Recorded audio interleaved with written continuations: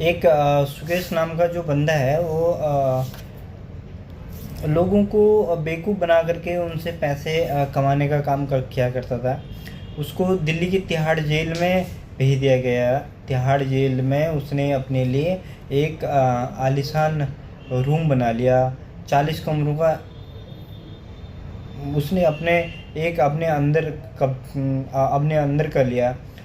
जो वहाँ की पुलिस प्रशासन थी उन पर उसने कम से कम 25 करोड़ महीने के हिसाब से उसका खर्चा करता था, सॉरी साल भर का 25 करोड़ का। अब जब गवर्नमेंट के ही एम्प्लॉय अगर इस तरह से बिक रहे हैं,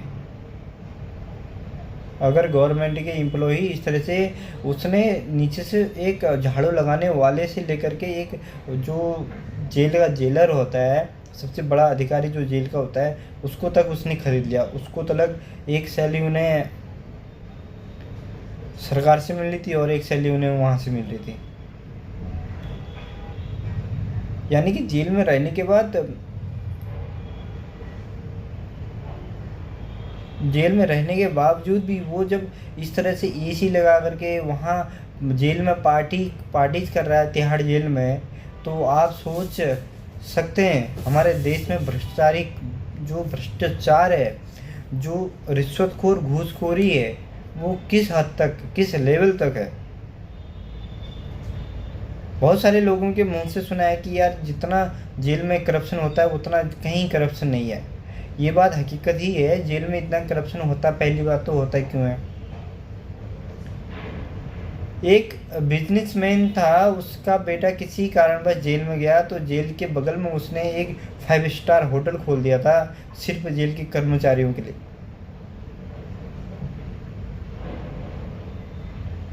आप समझ रहे हैं ना। तो मतलब यार, मतलब लोगों के पास हमारे देश में पैसा इतना है कि आप सोच नहीं सकते। लेकिन इन बड़े घर के नेता लोग, अधिकारी लोग, ये जो 2 नंबर के काम करने वाले लोग हैं, इन्हीं के पास पैसा है। और इन्होंने हमारी भारत की जनसंख्या को इस तरह से घुमा करके रखा हुआ है जाति और धर्म के नाम पर, कि गरीब लोग उससे आगे निकल ही नहीं सकते। बस उनको अपनी समाज के बारे में और अपने समाज क्या कहेगा, मेरे रिश्तेदार क्या कहेंगे, इससे आगे को वो सोच ही नहीं सकते, वो इसके आगे कर ही नहीं सकते कुछ। आप समझ रहे हैं ना बात।